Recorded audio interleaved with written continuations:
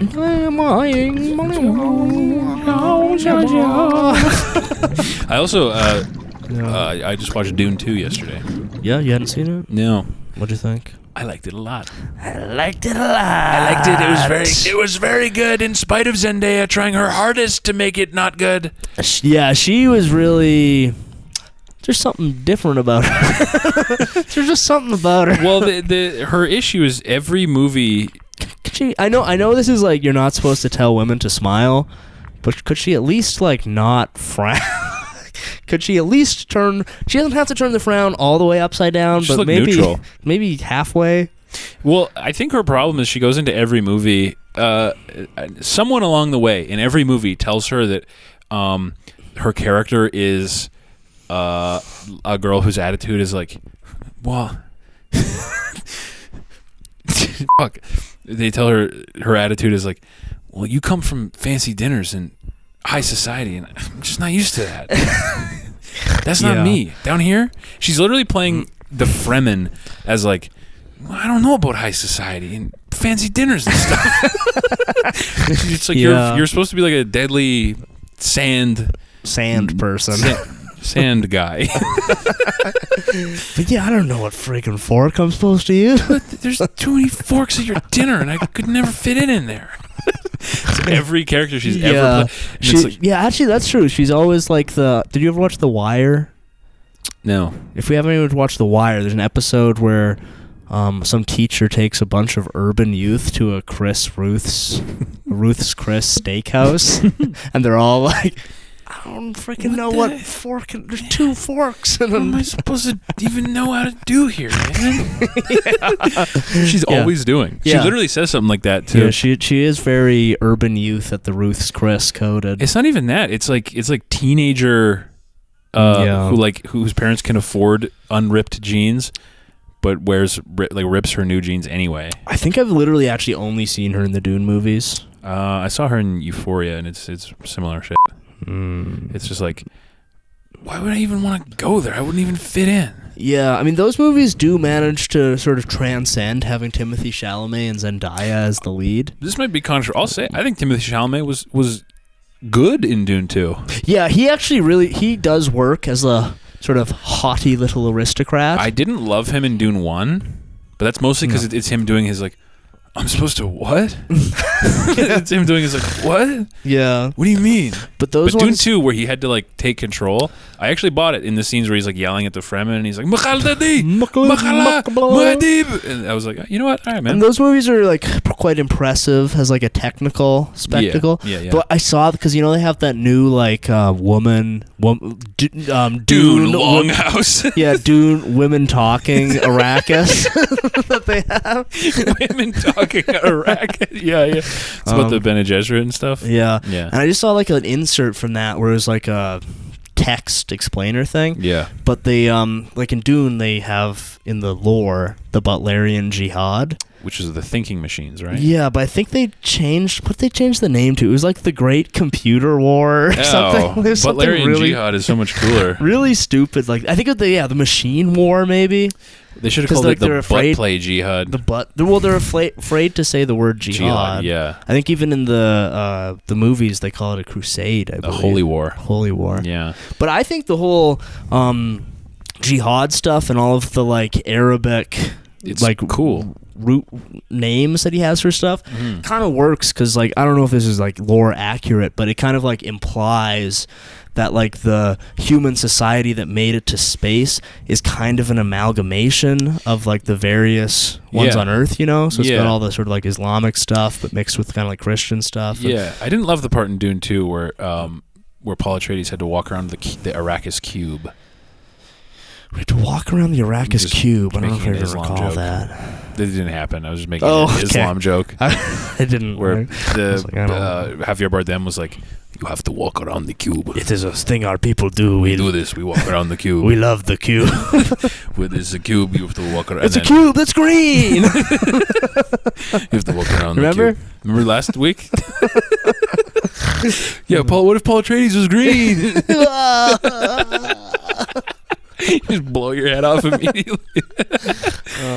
But I really enjoyed Dune 2. That was awesome. It was pretty tight. Yeah. It is like a fun spectacle. Yeah, and all the shit like looks really good. Yeah. Like I think he's got a pretty good team around him. And I liked the way Getty Prime looked. Yeah. It was like almost black and white. Yeah. I like a society of hairless weird guys. yeah. I mean, all the scenes in both movies that Stellan Skarsgård's in, he just like totally steals the scene. I love the scene where what is his name? Raban, Batista's character. Yeah. Okay. He's like about to go in and meet with Stellan Skarsgård, and he's like waiting outside his door, and you just hear like rah, rah, rah, yeah. and then it goes silent, and then Batista just goes in. I was like, well, that's great. That is another thing where they kind of cucked out from the books, because in the books, Baron Harkonnen is a gay rapist, right? And they made him a straight rapist. Much better. Much better for some crazy reason. Yeah. Yeah, he's awesome. I like his fat guy tech. Protesting out front of Warner Brothers. Put the gay rape back in. I just thought Dune 2 was missing a little lore accuracy. I'm just interested in ethics in lore management. As a big fan of the books, I was really let down that Denis chose to silence queer voices like this. As a gay rapist myself. I represent GRU, the Gay Rapists Union. And I find it appalling that you would straight wash a famous gay rapist character like Baron Harkonnen. I'm actually tired of all the straight washing of gay rapist characters. Listen, we deserve representation too. What are we supposed to watch when we want a gay rape? Yeah, what movies do you even watch if you want a gay rape? Deliverance. Yeah. Pulp Fiction a little bit. Oh, I guess, yeah. You're watching it for 3 minutes. Listen, honey, we'll take what we can get. We're hungry. Let's just say we're real underfed. Yeah. Speaking of gay stuff, have you seen that interview that's going around from the Wicked movie with the two? Oh yeah, the two weird bony chicks. Two like Molly chicks. Like what's the? I know one of them's Ariana Grande. But why do they both look like that? Okay, Is that what happens when you take Ozempic when you're already thin? What I'm about to say has nothing to do with the other girl being black. Let's just get that out of the way. I want to make that real clear right now. What I'm about to say has literally nothing to do with that. Yeah. That other lady looks fucked up. Looks like a goblin for real. What's crazy is she actually looks less like a goblin when she's green. Yeah. When she's not, I saw a picture of her ungreened. I saw a picture of her blackwashed, and I went, "What the fuck is going on?" Like, I feel if I can give some unsolicited fashion advice, yeah, she should consider hair. The bald, not working. Crazy, honey, it's not working. Honey, let's just say if I were you, I'd have stayed green. Yeah, but the combination of like the bald with like the nose ring, with like the claw nails, and the like being unsettlingly thin, really off-putting and weird. Very distressing. And like physiognomy on that. Ariana Grande is also looking weird. She's looking like, hi, hello. That's why only boys can be angelic. Can't. Yeah, that's why in the Bible all angels are actually boys. When girls try to be a wafy, pallid AIDS guy, it's disturbing. Hello. Yeah.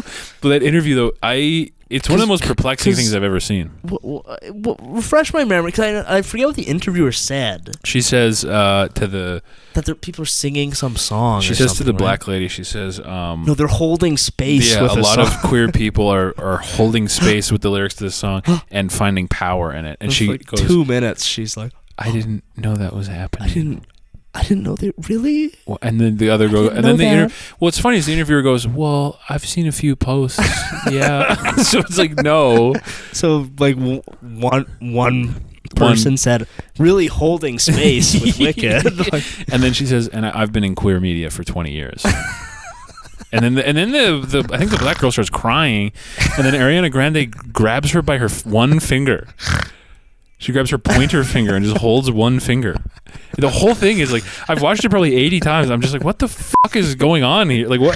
This whole thing is insane. It's. I only watched it the once, but it does have that kind of like, the simulation is glitching a little bit here. What the fuck are any of you doing? It feels like you're watching. Honestly, it feels like playing like OG Silent Hill, where like the translation is or like OG Resident Evil, where they're like talking and they're like, we have to get out of the house, and then Jill's like, now? Nah. It's I mean to be fair though, whenever we get a comment that's like, "Hey, I laughed a lot at the show." I go, "Oh my, I didn't know that was happening." I didn't know anyone was doing that. Really? Oh my god. People are doing that? And then the commenter will reply and he'll go, I've done it a few times, yeah. I've been commenting on gay porn forums for years. I've seen it a couple times. I've seen it a few times, sure, yeah. I've seen a few people laugh at this podcast, and then you grab my finger. Your one finger. You hold my finger, and then I go, oh my god. It's one of the craziest. So weird. I've watched it so many times because they have like a homeless girl vibe. Yeah. Where like one of them's like doing like the underbra scratch, and they're like, yeah. What? And they look like meth skinny. Yeah. Everything is disturbing it's about just that. Off. And the interviewer's like weird, like really weird, intense. It's like genuine, like she's being like so like, well, yeah. I've been in LGBT media for a long time. I've seen it a couple of times. I've seen posts. Yeah. Is that how people talk? I don't know. What group of people talks like that? Thankfully, I don't have to talk to anyone other than on this program. Like, I'm tired. I think it's so perplexing because I'm like, who's talking like that? Like, what group of people is this representing? Because this isn't just these three people interacting this way. There has to be. This has to stem from some group of people talking like this. Well, it's the people who are going and seeing Wicked. Are they talking like that to each other? Yeah. Wow, I really found the lyrics in that song powerful. I held a lot of space in that movie. My favorite thing about Wicked was the bodies and the space that the bodies held. Wow. I didn't realize. It's just so. It's like what are you like? Is that like Zoloft or something? That makes you like that? Like, because that chick. Has anyone ever heard of that chick? What's her name? Like Abubo Mafufe, I believe. Yeah, her name is like Ozungo Mabuba. I'd never seen her before. No, nor have I. Abubo Mafumbo. Yeah. Miss Mafumbo. Her name's Anus Mafumbo. Oh yeah, it's top in the box office. We called it. We did say that. Yeah. Yeah, I watched The Substance the other day. What'd you think? I thought it was good. Yeah, I liked it a lot. Yeah. What'd you think of the ending? It was cool. Yeah. It was hot. Yeah, it was sexy. You got to see that boob come out of her mouth. Extra face hole. Yeah. It's hot. Yeah. Ooh, nipple. Ooh. Breast. Yeah. I mean, to be fair, you actually saw quite a bit of breast throughout the picture. A lot of... Two freaks reviews. And you know what, folks? Lots of breast in this picture. Just imagining an interview. We've got Margaret Qualley and Demi Moore, and there's some like pale bald guy. Like, actually, a lot of people have been jacking off.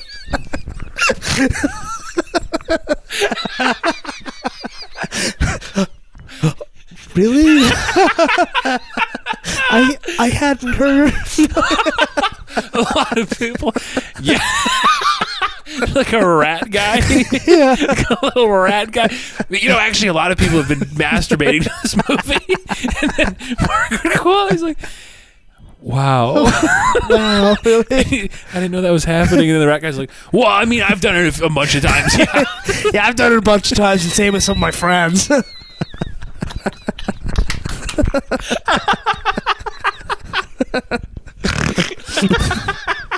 Yeah, we're really holding cum. We're holding a lot of cum. Yeah, a lot of people have been holding a lot of cum. Been spurting a lot of cum for you guys. Really? I definitely know some, and let me tell you, I've been jacking off for more than 20 years. I've been gooning for 20 years. I've been in edge media for 20 years, and yeah, so I've definitely seen a few people goon to this movie for sure. Yeah. He's just staring at her chest the whole time. Yeah. A lot of people in my community are holding a lot of space for your pussy mound, Margaret. For your perfect pink pussy mound. Oh my god. But yeah, it was good. It is good. I really liked Dennis Quaid. I thought was a great He's awesome. side character. He's great. That scene where he's eating shrimp Really good. was honestly maybe the grossest scene in the movie. Yes. Even more so than like the monster shit at the end. I like that he's only ever shot 1 inch from a wide lens. Yeah. Ah, you look beautiful, honey. And you know, when you hit 50... There's so many shots of him walking for a really long time towards the camera too, in like a gay little suit. Yeah, it is like a bright orange like conductor suit or whatever. Yeah, he's a highlight for sure. Yeah, and like, that shrimp scene where he says like, and you know, when you hit 50, and she's sort of like, and what? And then he's like, it's like, oh hey, Harry. Yeah. He's awesome. Yeah. Yeah, he's dynamite in that And movie. I liked that it didn't feel the need to like explain itself too much. No, almost none at all. And it's just kind of like, yeah, you inject it and then you morph into another person or whatever. Don't worry about it. It's fucking is what it is. Yeah, Yeah. I like movies like that. They're like, shut up, dork. Yeah, I don't need to know about the scientist who invented it or No, how exactly it works or that's whatever. what I like about Dune too. Dune just drops you in, Yeah, and he's like, all right. Yeah, he almost got killed by a little needle bug. right, hunter killer.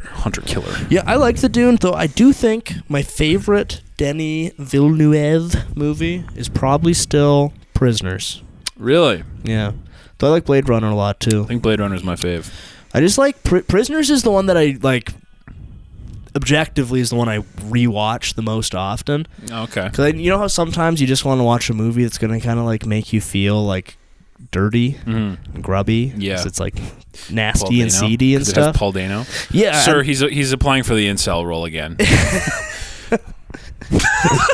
Imagine writing like a movie starring like a creepy freak and being like, no one, make sure Paul Dano never sees this. And then he, hi.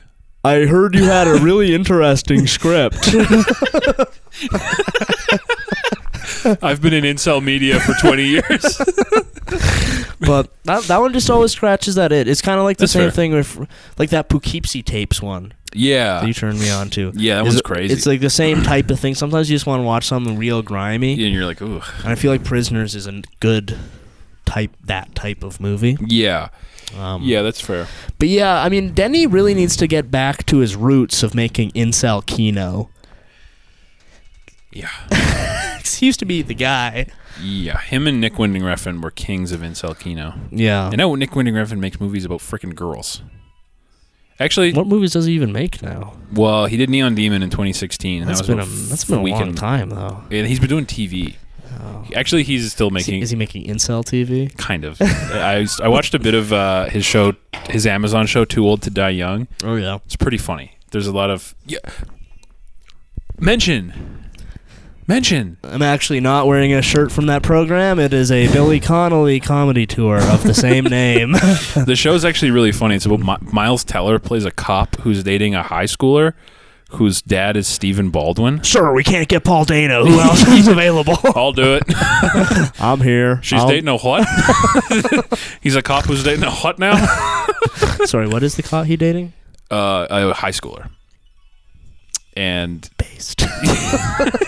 it's like he's a cop dating like a high school girl, and the high school girl's dad is Stephen Baldwin, and he's like totally, wow. He's like nuts. Damn, that sounds really good, actually. The premise is cool, but then you watch the show, and it's like it's Nick Winding Refn, so it's like mad breathy.